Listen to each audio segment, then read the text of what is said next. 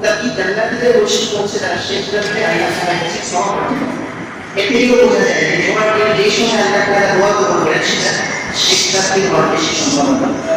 আরেকটা সময় সেটাও হাদিসে এসেছে, সেটা হলো দুই খুতবার মধ্যবর্তী সময়। প্রতি যখন আগে খুতবা দেয় দুই খুতবার মাঝখানে অল্প সময় 3-4-5 সেকেন্ড 2 সেকেন্ডের জন্য বসে এই সময়টাও যদি কেউ দোয়া করে তো আল্লাহ তাআলা আশা করা যায় এই দোয়া ফিরিয়ে দেবেন। তবে সেই দোয়াটা হাত থেকে আমার মনে মনে কখনো আমাদেরকে মনে মনে দোয়া করতে হয়, হাত জন্য ছাড়ে। এই দুইটা সময় হলো। আরেকটা সময় হতে পারে আসরের পর থেকে মাগরিবের আগ পর্যন্ত। মাদ্রাসাগুলোতে আপনারা গেলে বিশেষভাবে এই বৈশিষ্ট্যটা লক্ষ্য করবেন যে প্রতিটি মাদ্রাসায় মাগরিবের আগ মুহূর্তে ছাত্রদের কান্নার ধরন পড়ে যায়, জায়গা ভিজে যায়। ওই সময় বসলেই মনে অশান্তি যায়। তো এই তিন সময় আমরা দোয়া করতে পারি বিশেষভাবে, এটা জুমার দিনে অন্যতম আমল। আরেকটি আমল নিয়ে শেষ করার চেষ্টা করবো, আলোচ্য বিষয়ে যাওয়ার চেষ্টা, সেটা হলো সূরাতুল কাহফ তিলাওয়াত। হাদিসে পাকে এসেছে সূরাতুল কাহফ যে জুমার দিন তিলাওয়াত করবে সে দাজ্জালের ফিতনা থেকে বেঁচে যাবে। একটা প্রশ্নের উত্তর শুরু করে দিয়ে রাখি, দাজ্জালের ফিতনা থেকে বেঁচে যাওয়ার সাথে সূরাতুল কাহফ তিলাওয়াত করার কি সম্পর্ক? সম্পর্ক হলো এই, সূরাতুল কাহফের মধ্যে 7 স্লিপার্স ইংরেজিতে বলা হয় সত্য ভ্রমণ 7 ব্যক্তির একটা গল্প আছে। সেই গল্পের দিকে যাবো। ওই গল্পের মধ্যে ওই 7 জন যুবক ইমানের উপর অটল থাকার উদ্দেশ্যে গুহায় যে আশ্রয় নিয়েছে, তারা কুফার মুশরিক এবং দাজ্জালের ফিতনা থেকে বাঁচার জন্য গুহায় আশ্রয় নিয়েছে। তো যেহেতু সেই যুবকের গল্প ইসরায়ে এসেছে, তো সেই যুবকদের গল্প আমরা বলে আশা করা যায় তাদের গল্প থেকে আমরাও দাজ্জালের ফিতনা সেই ফিতনা থেকে বেঁচে যাব। তাহলে মাত্র 2-3 টাকা আমরা হলো জুমার দিনে ফজিলত সম্পর্কে এই আমলগুলো আমরা করার চেষ্টা করব। এক হলো সূরাতুল কাহফ তিলাওয়াত করা, আরেক হলো দোয়া করা। এছাড়াও হাদিসে পাকে এটাও এসেছে যে এক জুমা আরেক জুমা পর্যন্ত সমস্ত গুনাহকে মাফ করে দেয়। সেটা হলো সগীরা গুনাহ। কারণ যদি কবিরা গুনাহ না থাকে তাহলে এক জুমা আরেক জুমা পর্যন্ত, এই জুমা যদি আমি পড়লাম তাহলে গত এক সপ্তাহে আমি যদি সগীরা গুনাহ করলাম সব মাফ হয়ে গেল। এমন আছে হাদিসে যে ব্যক্তি পরপর ইচ্ছাকৃতভাবে 2-3 জুমা দরদ পড়ে সে দিক থেকে দূরে সরে যাওয়া অসম্ভব। এইটা তো আমাদের ইচ্ছাকৃতভাবে জুমা ত্যাগ করা করতে উচিত নয়, কোনোভাবে উচিত নয়। অনিচ্ছাকৃতভাবে তো নয়, ইচ্ছাকৃতভাবে আরো বেশি। জুমা নিয়ে হলো তাহলে এই বিষয়গুলো খেয়াল রাখবো। আসলে আমরা এখানে আলোচ্য বিষয়ে চলে যাই, ট্রান্সজেন্ডারিজম। ট্রান্সজেন্ডার বা মতবাদ এটা আসলে কি? শুধু আমাদের পরিচয় জানতে হবে যে এটার ইতিহাস কি, এটার পরিচয় কি, এটার প্রভাব কি আমাদের দেশে। যেহেতু এটা সংসদে পাস করে আমাদের উপর চাপিয়ে দেওয়ার একটা ব্যবস্থা হচ্ছে, তাই এটা সম্পর্কে আমাদের জানা দরকার। ট্রান্স মানে পরিবর্তন, জেন্ডার মানে নারী থেকে পুরুষ, পুরুষ থেকে নারী। তো নারী থেকে পুরুষ বা পুরুষ থেকে নারী হয়ে যাওয়া, এটার নাম হচ্ছে ট্রান্সজেন্ডার। বাংলাদেশে এটা ইতিহাসটা কি, এটা কবে থেকে শুরু হলো, কিভাবে এটাকে বাস্তবায়ন করা যায়, কত 90-এর দশক থেকে শুরু হয়ে গেছে। আমরা আসলে অনেকে ছবি যে ভাবি যে ট্রান্সজেন্ডার এটা এখন কি ফেমিসাইড পুরুষ হয়ে যাবে, আমার কি সমস্যা। কিন্তু গভীরে যে যদি আমরা ভাবার চেষ্টা করি তাহলে দেখবো এটা কত গভীর ফেতনা। এটা ইমানের কুফরি, ইমানের ধ্বংসে একটি কুফরি ফেতনা, ইবতিদারের ফেতনা। কিভাবে শুরুতে আমি বলে দেব কিভাবে একটা কুফরি ফেতনা হবে। আল্লাহ তাআলা আমাকে সৃষ্টি করেছেন পুরুষ রূপে, অঙ্গভঙ্গি দিয়ে আমি একজন পুরুষ। কিন্তু হঠাৎ করে আমার মনে হলো না আমি তো নারীকে হওয়ার কথা আছে, আমি তো পুরুষ না। খালি বললাম হচ্ছে ঠিক আমি জানি। তার মানে হচ্ছে আল্লাহ তাআলা আমাকে সৃষ্টি করলেন অনেকগুলি সেই খালাকা যাওজাইন লাআল্লাকুম তাযাক্কারুন ওয়া আল্লাফা খালাকা যাওজাইন আয-যাকারা ওয়াল উনসা। আর তিনি নারী পুরুষের দুই জাতি করে সৃষ্টি করেছেন। এই সৃষ্টিগত সৃষ্টির বিষয়টাকে অস্বীকার করলেন, আল্লাহর বিরুদ্ধে বিদ্রোহ করে বললেন আল্লাহ আপনি এখন যেন তোমার সৃষ্টিতে ভুল হয়েছে, আসলে আমার মন নারী, তো তুমি আমাকে কেন পুরুষ দিয়ে দিলে। তার মানে আল্লাহর বিরুদ্ধে বিদ্রোহ করলাম, বললাম যে তোমার সৃষ্টিটা সঠিক হয় না। তো যদি আমি আল্লাহর বিরুদ্ধে বিদ্রোহ করি তাহলে যেটা কুফর হবে, স্পষ্ট ইবতিদার হবে। খুব সুস্পষ্ট। তার আগে আসলে দেখি পূর্ব যুগে এখানকার কোনো অস্তিত্ব পাওয়া যায় কিনা। কোরআন সুন্নাহয় ট্রান্সজেন্ডার দেওয়া তার সমকামিতার কথা কোনো কিছু পাওয়া যায় কিনা দেখা বুঝার চেষ্টা করুন। সূরাতুন নিসা শুরু থেকে একটা আয়াত রয়েছে, واللذان يأتيانها منكم فآذوهما। কোরআন কারীমের বৈশিষ্ট্য হলো এই যে কোরআন কারীম তেলাওয়াতের সময় মনে হয় না যে এখানে এত কিছু আছে, কিন্তু যখন প্রয়োজনীয় বিষয়টা খুঁজতে যায় তখন বহু ওই বিষয়টা পেয়ে যায়।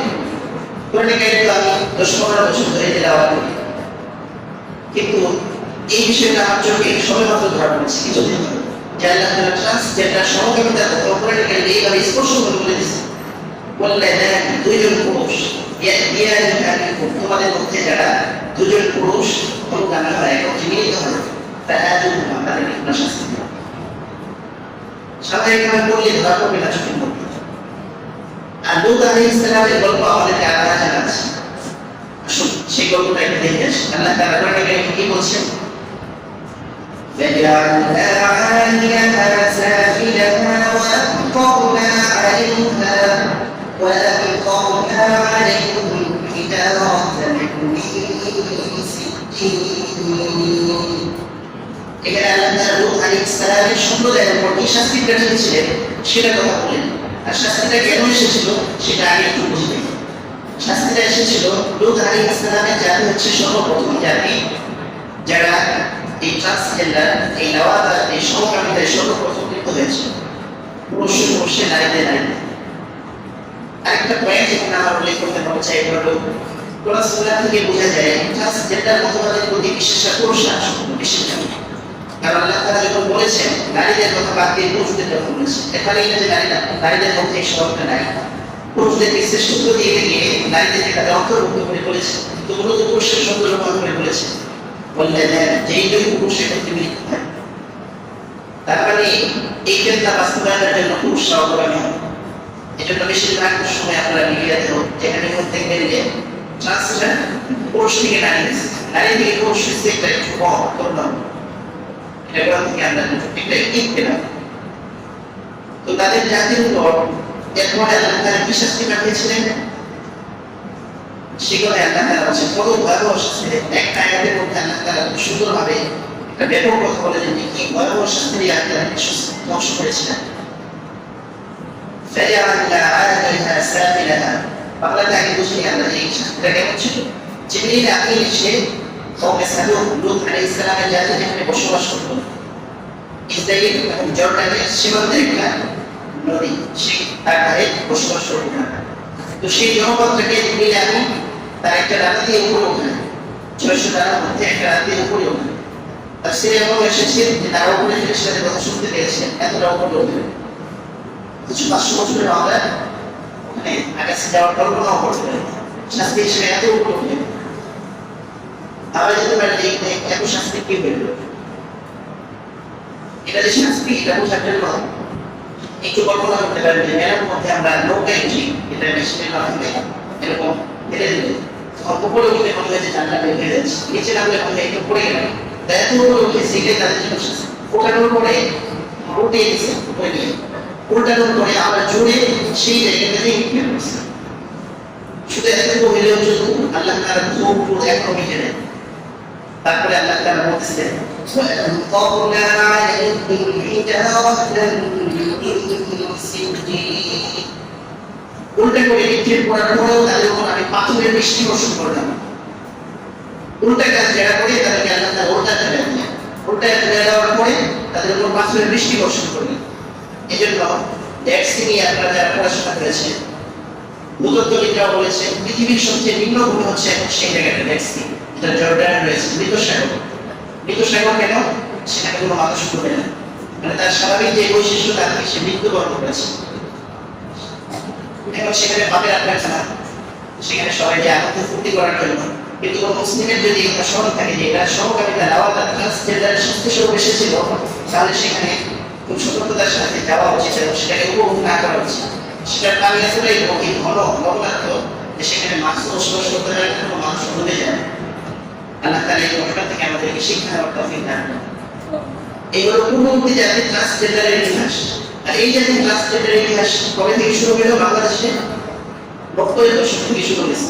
এনজিও সংস্থা, গভর্নমেন্ট অর্গানাইজেশন এগুলো 90-এর দশক থেকে বের করার চেষ্টা শুরু করেছে। খারাপ জিনিস থেকে অনেক সময় ভালো জিনিস শেখা যায়। আমরা অনেক সময় আজকে গাছটাকে আজকে ফল পেতে চাই, কিন্তু এনজিওরা পশ্চিমারা আমাদের দেশে ট্রান্সজেন্ডার বাস্তবায়নের জন্য সেই 30 বছর আগে থেকে মেহনত শুরু করেছে। আজকে 24-এ এসে তারা ঘরে ফসল তোলার চেষ্টা করছে। আমাদের এখানে শিকার আছে বোধ হয়ে গেছে যে আমাদের ফলাফল পেতে হলে, ফসল ঘরে তুলতে হলে সেটার জন্য দীর্ঘ মেহনতের প্রয়োজন। তারা তখন মিডিয়ার মাধ্যমে মাত্র সম্ভবত হচ্ছে 90-এর দশকে, যার সত্যিকার লেসবিয়ান এলজিবিটি যেটাকে আমরা বলি সংক্ষেপে। এরপরে 90-এর দশকে শুধু তারা মিডিয়া অনলাইনের মাধ্যমে একটি মেসেজ চালিয়ে যাচ্ছে। একটা পর্যায়ে সেই সরকারের আমাদের বিশেষভাবে তাদের মনে হলো যে না, আমাদেরকে গর্ত ছেড়ে বাইরে আসার সুযোগ দিয়েছে। তথ্য অনুযায়ী 21 সালে এই এনজিও গুলো আইনি সংস্থার লোকদের মাধ্যমে এবং সমাজ কল্যাণ মন্ত্রণালয় ইত্যাদির মাধ্যমে কিছু সরকারি লোকের মাধ্যমে যোগ সাজসে তার সরকার পর্যন্ত পৌঁছে দেয়। এই জন্য একজনকে আপনারা দেখবেন, নামটা বলতে চাই না, সে ব্র্যাক ইউনিভার্সিটি ঘটনা ঘটার পরপরই দেখা গেল তাকে সরকারের সাথে সাক্ষাৎ করছে। তার মানে এই এলজিবিটি ট্রান্সজেন্ডার এই সহকারিতা বাস্তবায়নের যে মিশন, সেটা কত গভীর, সরকার পর্যন্ত তাকে সাক্ষাৎ দিচ্ছে। তাই ষড়যন্ত্রটা খুব গভীর থেকে পরিচালিত হয়। মনে করুন বিশ্বব্যাংক থেকে, পশ্চিম থেকে আমাদের দেশে কোনো ঋণ আসলো, শিক্ষা খাতে অনেক সময় বেশি আসছে। এটা কেন দেয়? এই চুক্তি শর্ত করে দেয় যে আমাদের এই প্রজেক্ট সহকারিতা এলজিবিটি ট্রান্সজেন্ডার প্রজেক্ট বাস্তবায়ন করতে হবে, যদি করো তাহলে তোমাদেরকে আমরা লোন দেব এবং কম সুদে লোন দেব। এইভাবে পশ্চিমা আমাদের উপর চাপিয়ে দিতে চায় এবং এইভাবে চাপিয়ে দিচ্ছে। পূর্বের সরকারের চেয়ে সরকারের জন্য বাস্তবায়ন করাটা বেশি সহজ। কেন? কারণ এটা এনজিও বান্ধব সরকার, আমেরিকান সরকার। আগের সরকার সবকিছু বন্দোবস্ত করে গেছে। তথ্য অনুযায়ী এই 24 সালে তাদের কল্পনা ছিল শুরুতেই এটাকে সংশোধন হবে এবং 24 সালের মধ্যেই এটাকে তারা পাস করে দেবে। 24 সাল চলতেছে এবং আমরা দেখতেছি ইনক্লুসিভ মতবর্তীমূলক সমাজের নামে বিভিন্ন দোকান মাধ্যমে এই মতবাদ তারা আমাদের উপর চাপিয়ে দিতে চাচ্ছে। আসলে আমরা কয়েকটা বিষয় দেখি তাদের ষড়যন্ত্রগুলো কেমন। প্রথমে দেখি তারা আমাদের উপর কি কৌশল অবলম্বন করে, কি প্রতারণা অবলম্বন করে। প্রথম প্রতারণাটাই দেখেন, তাদের লোগো, তাদের চিহ্নটা হচ্ছে, কথাটা হচ্ছে রংধনু, অথচ রংধনু 7টা কালার, তাদের 6টা কালার। 6টা কালারকে তারা রংধনু নামে চালিয়ে দিতে চায় যাতে মানুষ বিভ্রান্ত হয়ে এটা গ্রহণ করে। এছাড়াও আপনারা লক্ষ্য করবেন বিভিন্ন শিল্প কারখানার পোশাকের মধ্যে 6টা কালার থাকে, গেঞ্জির মধ্যে, পাঞ্জাবির মধ্যে। এইভাবে তারা আমাদের চোখের মধ্যে সরে এনেছে। আই ওয়াশিং এর মাধ্যমে আমাদের স্বাভাবিক করে নিচ্ছে এই বিষয়টাকে। এর প্রথম তাদের প্রতারণা, যে এটাকে তারা রংধনুর মাধ্যমে ব্যবহার করতেছে, অথচ রংধনুর 7 আর তাদের হচ্ছে 6 নম্বর। দ্বিতীয় প্রতারণা আমরা যেটা দেখতে পাই, তারা যখন এটাকে আমাদের সামনে নিয়ে আসলো বাস্তবায়ন করার জন্য, তখন বললো এটা হিজড়াদের অধিকার। অথচ হিজড়া আর ট্রান্সজেন্ডারকে এক করতে পারে? এটা তো জন্মগত একটা ত্রুটি, যেটার সমাধান কোরআন সুন্নাহ এসেছে। যার দিকে সে বেশি ধাবিত তাকে তাই বলে ধরা হবে। পুরুষের দিকে বেশি ধাবিত হলে সে পুরুষ, নারীর দিকে বেশি ধাবিত হলে সে নারী। প্রত্যেকে আল্লাহ তাআলা দুই জাতি, নারী পুরুষ এক জাতি করে সৃষ্টি করেছে। এই দুই জাতি কোনো একটা মধ্যে অন্তর্ভুক্ত হবে, কিন্তু তারা এটাকে বলতে চায় হিজড়াদের অধিকার। এটা বলার কারণ কি? এটার মাধ্যমে এটার আড়ালে তারা ট্রান্সজেন্ডার বাস্তবায়ন করতে চায়। ট্রান্সজেন্ডার মানে হচ্ছে ইচ্ছাকৃতভাবে নিজের অঙ্গ পরিবর্তন করে। এর চেয়েও বড় ধোকাটি দেয় তারা। এটা ছিল একদম শুরুর দিকের ধাপ। এরপরের ধাপে এসে তারা বললো যে এখন আর অঙ্গ পরিবর্তনের কোনো প্রয়োজন নেই। এখন যদি তুমি মনে মনে বলো যে আমি মনে মনে শুধু কল্পনা করবো যে আমি আগে পুরুষ ছিলাম, আমি আগে নারী ছিলাম, এখন পুরুষ, তুমি ট্রান্সজেন্ডার, তোমাকে আইনি সুরক্ষা দেওয়া হবে। ঈশ্বরের ব্যাপার হলো ক্যারিডিকেল কলেজ, জায়গাটা বলে এখানে বিস্তারিত স্বাভাবিক করে এখানে বহির বিভাগের গেট দিয়ে ঢোকার সময় ডান পাশে লেখা ট্রান্সজেন্ডারদের জন্য সংরক্ষিত, মানে এখানে বিশেষভাবে ট্রান্সজেন্ডারদেরকে সেবা দেওয়া হয়। তার মানে সরকারিভাবে কাজটা অনেক দূর এগিয়ে গেছে। এটা বাস্তবায়নের জন্য হাসপাতালে তাদের জন্য আলাদা পয়েন্টের ব্যবস্থা রাখছে। এরপরে নিচে তাকিয়ে দেখেন যেখানে বসা হয় সেখানে ট্রান্সজেন্ডারের লোক এই ব্যাচ সেখানে 6টা কালার দিয়ে রাখছে। তাহলে কতদূর তারা এগিয়ে গেছে আইন পাশের আগেই কতদূর এগিয়ে গেছে। আর আইন তো পাশ হয়ে যাবে অবস্থা। এখনো যদি আমরা জাগ্রত না হই তাহলে এই আইনকে আমাদের উপর জোর করে চাপিয়ে দেওয়া হবে।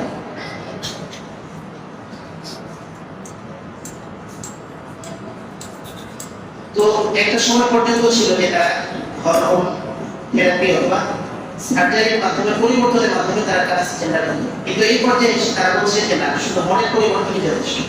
এখানে আমি খুব সহজেই বক্তব্য দিতে পারি যে আমি মনে মনে ভাবলাম আমি এই দেশের রাজা, যেহেতু মনে মনে ভাবলেই ট্রান্সজেন্ডার পাওয়া যায়, আইনি সুরক্ষা পাওয়া যায়, পুরুষ হয়েও নারী পরিচয়ে মেয়েদের হোস্টেলে ঢোকা যায়, পুরুষ হয়েও নারী পরিচয়ে মেয়েদের সাথে ঘষাঘষি করা যায়, তাহলে আমি মনে মনে ভাবলাম যে দেশের প্রধানমন্ত্রী আমাকে প্রধানমন্ত্রী বানায় দিতে হবে। উত্তরটা ঠিক আছে না? এটাকে বলে যে সব শেয়ারই মৌলিক স্বাধীনতা চায়। একদিন সব শেয়ার মিলে পরামর্শ করলো যে অনেকদিন কিছু খেতে পারে না, চলে একটা কৌশল অবলম্বন করে। কৌশল কি? যে দেখি ঘরের মধ্যে কৃষক সব মুরগি আটকে রাখছে, ছাগল আটকে রাখছে, আটকে যেমন তো তারা সবাই মিশে নিয়ে গেছে। ভিতরেও তাদের দালাল ছিল, তো ভিতরেও স্লোগান শুরু হয়েছে যে আমাদের হিতাকাঙ্ক্ষী কল্যাণকারী মানবাধিকার কর্মীরা আসছে আমাদেরকে মুক্ত করার জন্য। তো ভিতরে বাইরে থেকে শেয়ার দেখে ভিতরে যারা তাদের এজেন্ট ছিল তারাও বলতে শুরু করছে যে দেখো আমাদেরকে মুক্ত করার জন্য আসছে।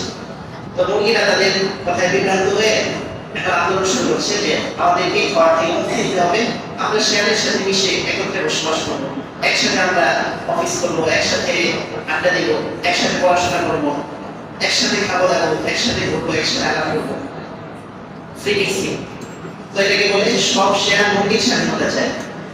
এখন যে খামারি আছে কৃষক, সে যদি শেয়ারের প্রতিবাদের মুখে মুরগিকে ছেড়ে দেয় তাহলে এটা মুরগির জন্য কল্যাণকর হবে, মুরগির জন্য কল্যাণকর হবে না, মুরগির জীবন ধ্বংস করবে। পশ্চিমারা যখন আমাদের সামনে আসে খুব সুন্দর স্লোগান নিয়ে আসে, মানবাধিকারের স্লোগান। এখানেও তারা মানবাধিকারের আড়ালে চলে আসবে। মানবাধিকারটা কিভাবে? ট্রান্সজেন্ডার থার্ড জেন্ডার তারা বৈষম্যের শিকার, তাদেরকে অধিকার দিতে হবে, তাদের মানবাধিকার বলে একটা কথা আছে। এই তারা এটা শুরু করবে।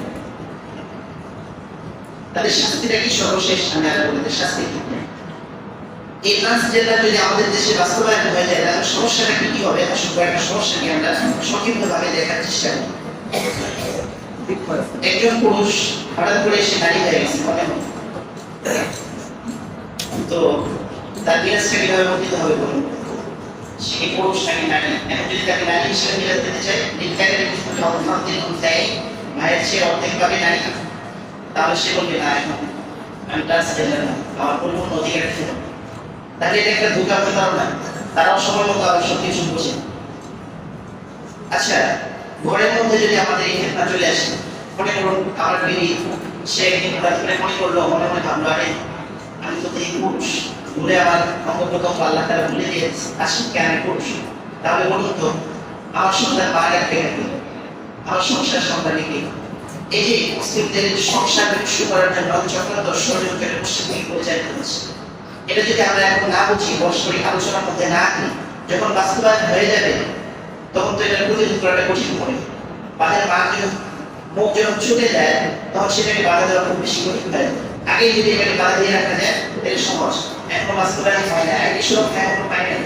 যখন আইনি সুরক্ষা পেয়ে যাবে তখন বিবি শুধু লাইনে কলে করে বলবে আমার সামনে আমার উপর নির্যাতন করতেছে, আমি নারী, ব্যাস তাকে এসে উঠে নিয়ে যাবে। আমার ছেলে সে হঠাৎ করে একদিন বলবে বাবা আজকে থেকে আমি নারী, তিনি কি কি বলবেন তো? এই ছেলের বউ করে কিভাবে আনবেন কাউকে? অনেকগুলো ঢাকা বিশ্ববিদ্যালয়ের দুইটা হল, একটা রোকেয়া হল, একটা শহীদুল্লাহ হল। তো রোকেয়া হল থেকে শহীদুল্লাহ হলের সাথে যোগাযোগ ছিল এক ছেলে আর এক মেয়ে।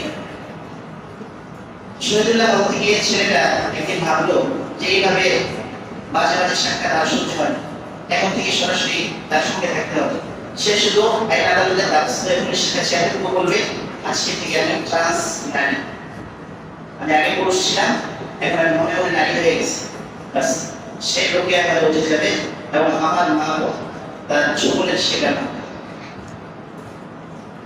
আর যে কোনো সমস্যা ধীরে ধীরে বলতে গেলে অনেক সময় চলে যাবে। সপ্তম শ্রেণীর সামাজিক এবং ইতিহাস বিজ্ঞানের বইয়ের মধ্যে শরীফ শরীফার গল্প আছে। শরীফ একদিন হঠাৎ করে শরীফা হয়ে গেল। এই যে সপ্তম শ্রেণীর বাচ্চা 10 বছর বয়স, এই 10 বছর বয়সের বাচ্চার মাথায় আমি এই অশ্লীলতা কেন ঢুকিয়ে দিচ্ছি? আমি কি চাই আমার এই 10 বছরের বাচ্চাটা এরকম অশ্লীলতা শিখুক যে নারী চাইলে পুরুষ হতে পারে, পুরুষ চাইলে নারী হতে যেতে পারে। এভাবে সমাজে অশ্লীলতা ব্যবহার করা ছড়িয়ে দেওয়া হচ্ছে।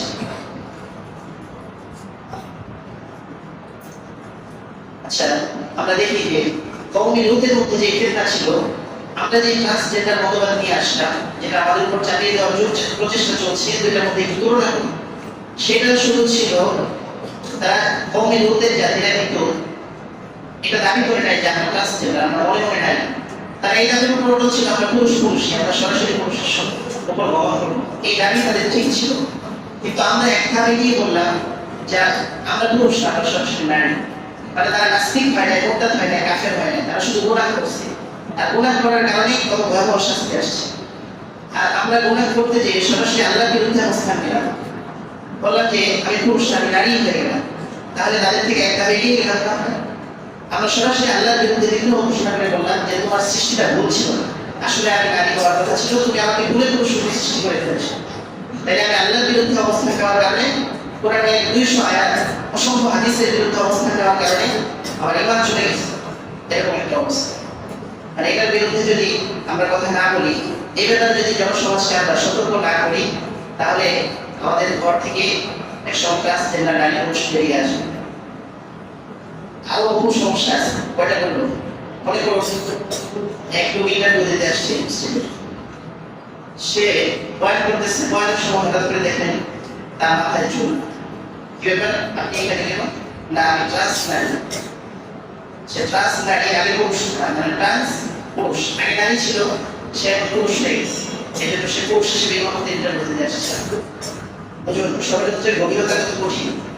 আপনি ভাবতে পারেন ওই এরকম তো হবে না, এখন হবে না, এটা আপনি আজকে বলছেন, কিন্তু 30 বছর পর যে হবে না, এটা গ্যারান্টি আপনাকে কে দিল? আচ্ছা, একজন বিয়ে করলো, এক নারী মনে করে নারী, কিছুদিন পর সে আবিষ্কার করলো সে তো ট্রান্স নারী, আসলে পুরুষ ছিল। সে হরমোন থেরাপি বা সার্জারির মাধ্যমে সে নারী হয়েছে। এখন আপনাকে সে সন্তান দেবে কি করে? আচ্ছা, আরো অনেক সমস্যা আছে। সমস্যাটা কি? সমস্যাটা হলো আমরা জানি যে নারীদের মাসে প্রায় 10 দিন থাকে, 1/3 তাদের নামাজ পড়ার প্রয়োজন হয়। এখন যে ট্রান্স নারী হয়েছে, আগে আসলে পুরুষ, সে বলবে যে আমি আসলে এখন আমার নামাজ পড়ার প্রয়োজন নেই, আমি যেহেতু ট্রান্স, 10 দিন আমার জন্য সুযোগ আছে নামাজ পড়া না করো। তাই যে শরীয়তের অসংখ্য আয়াত হাদিসের বিরুদ্ধে অবস্থান নিচ্ছে, এই সবগুলোর পরিণত হচ্ছে ট্রান্সজেন্ডার মতবাদকে বাস্তবায়ন করতে যাওয়া। যদি এখনই আমরা রুখে দাঁড়াতে না পারি, তাহলে এই গজব আমাদের উপর চেপে বসবে। এবং আমরা যেহেতু কমিউনিটির যে একটা এগিয়ে, তারা শুধু পুরুষ হিসেবে এই অপকর্ম করতে পারে, আমরা দাবি করে অঙ্গপ্রত্যঙ্গ চেঞ্জ করে আল্লাহর বিরুদ্ধে অবস্থান নিয়ে এই মতবাদের দিকে অগ্রসর হচ্ছে। এই জন্য আশঙ্কা আছে যে আল্লাহ তাআলা আমাদের উপর একটা বড় শাস্তি দেবে। তাদের শাস্তির আবার একটু স্মরণ করো। একবারে পৃথিবীর সবচেয়ে নিম্নতম জায়গা হচ্ছে জার্সি, এত জোরে তাদেরকে বিক্ষেপ করা হয়েছে। তারপর তাদের উপর পাথরের বৃষ্টি বর্ষণ করা হয়েছে। আবার পাথরের মধ্যে লেখা ছিল তার নাম সিটি রেজিস্টার ছিল তার নামে, এটা বঙ্গের গায়ে ছিল। আবার সুবিধস্ত ছিল, একের পর এক পাথর পড়তেছিল। একেবারে কোরআনের আয়াত থেকে আমি কথা বলবো। এই জন্য আমাদের মনে হয় সচেতন হওয়ার সময় এসেছে। আসলে কি আমরা সর্বশেষ ট্রান্সজেন্ডারের শাস্তিটা কি? ট্রান্সজেন্ডার সমকামিতায় যদি কেউ লিপ্ত হয়, তাহলে কোরআনে জ্ঞানী তাকে কি শাস্তি দেওয়ার কথা বলে, হাদিস তাকে কি শাস্তি দেওয়ার কথা বলে? 3-4 ধরনের শাস্তির কথা এসেছে। ফুকাহা একরাম তাকে বলেছেন যে নর্মাল নদীর মতো, অন্যান্য জিনা ব্যভিচারের মতোই তাকে বিবাহের বলে হত্যা করে ফেলা হবে। আবার কেউ বলেছেন না, তাকে এসে কঠিন শাস্তি দিতে হবে, তাকে সরাসরি পাথর বর্ষণ হবে। কেউ কেউ বলেছেন না, আরো কঠিন শাস্তি দিতে হবে, সে যদি নোংরা কাজ করে তার শাস্তিটা অনেক গভীর হবে, অনেক গাঢ় হবে, অনেক শক্ত হবে, তাকে আগুনে পুড়ে মারতে হবে। এই ধরনের কঠোর শাস্তির কথা বলেছেন। আবার অনেকে বলেছেন যে না, তাকে পাহাড় থেকে নিক্ষেপ করে তারপরে হত্যা করতে। তাহলে এত ভয়াবহ শাস্তির কথা ইসলামিক স্কলারগণ বলে রেখেছেন সমকামিতার বিরুদ্ধে। এই জন্য ট্রান্সজেন্ডার মতবাদটা কি, কিভাবে আমাদের রন্ধ্রে রন্ধ্রে প্রবেশ করছে, এটা সম্পর্কে আমাদের এখন জানতে হবে। যদি না জানি তাহলে সময় চলে গেলে তখন এটাকে বাধা দেওয়া আমাদের জন্য খুব কঠিন হয়ে যাবে। আমার যদি জ্বর হয় তাহলে বা মাথা ব্যথা হলো, আমি কি মাথা কেটে ফেলে দিব হাঁটিবাজার যাই, নাকি বলবো যে ব্যথা হচ্ছে যে আমি কি মাথা ব্যথার ওষুধ দিই, ঠিক আছে মাথা ব্যথার ওষুধ হয়ে যায়, খেয়ে সুস্থ হয়ে যাবে ইনশাআল্লাহ। তো একজন মানসিক বিকারগ্রস্ত এবং কুরুচির অধিকারী ব্যক্তির রুচি খারাপ হয়ে গেছে। রুচি খারাপ হওয়ার পরে তাকে কি আমরা এটা বলবো না যে তুমি আসো স্বাভাবিক সমাজে আসো, সুস্থ মানুষ, সুস্থ রুচির মানুষের কাছে আসো, এসে তোমার রুচি বোধটা ঠিক করে দেয়। স্বাভাবিকভাবে এটাই তো সুস্থ মানুষের দাবি। কিন্তু এটা না করে আমরা বলছি ঠিক আছে, তোমার মন যে খারাপ হয়েছে, তোমার মন খারাপ হওয়াটাই ঠিক। মানে তোমার জ্বর হয়েছে, তোমার শারীরিক জ্বরই থাকো, তোমার ক্যান্সার হয়েছে, ক্যান্সারই থাকো, এটা চিকিৎসা দরকার নেই, তোমার ক্যান্সারটাই তোমার জন্য সুস্থ না। মানে এটা না মনে মনে কেউ নারী দাবি করছে যে তার জানি মেনে না, মানে আমি বললাম হ্যাঁ ঠিক আছে তোমার দাবিটা ঠিক আছে, তাহলে জ্বর হলে আর ভালো হতে হবে না, মাথা ব্যথা হলে আর ভালো হতে হবে না, সারা জীবন যেন মাথা ব্যথা থাকে, এমন একটা অবস্থা। এই জন্য আসুন আমরা সতর্ক হই। এই ট্রান্সজেন্ডার মতবাদের গভীরতা কত বেশি সেটা বোঝার চেষ্টা করি। কোরআন সুন্নাহের আলোকে এগুলো নিয়ে বিভিন্ন জায়গায় সভা সেমিনার করে যুব সমাজকে আমরা সতর্ক করার চেষ্টা করি। যে যুব সমাজ আগামী দিনে আমাদের ভবিষ্যৎ রাখবার, দেশের চালিকা শক্তি, ইসলাম মুসলিম মিল্লার সম্পদ, সেই যুব সমাজকে আজকে এই ট্রান্সজেন্ডার মতবাদের মাধ্যমে ধ্বংস করে দেওয়ার চেষ্টা চলছে। আমাদের ঘরের ভিতরে ট্রান্সজেন্ডার ঢুকিয়ে ঘরে অশান্তির চেষ্টা চলছে। এখনো যদি আমরা জানতে না পারি তাহলে খুব দেরি হয়ে যাবে। এজন্য আসুন আমরা সবাই থাকতেই জানি এবং এই ট্রান্সজেন্ডার মতবাদের বিরুদ্ধে আসুন আমরা রাস্তায় নেমে আসি। প্রয়োজনে ওলামায়ে উম্মত ডাকলে যেগুলো প্রতিরোধে আমরা রাস্তায় নেমে আসতে পারি, সেই তৌফিক আল্লাহ তাআলা আমাদেরকে নসিব করুন।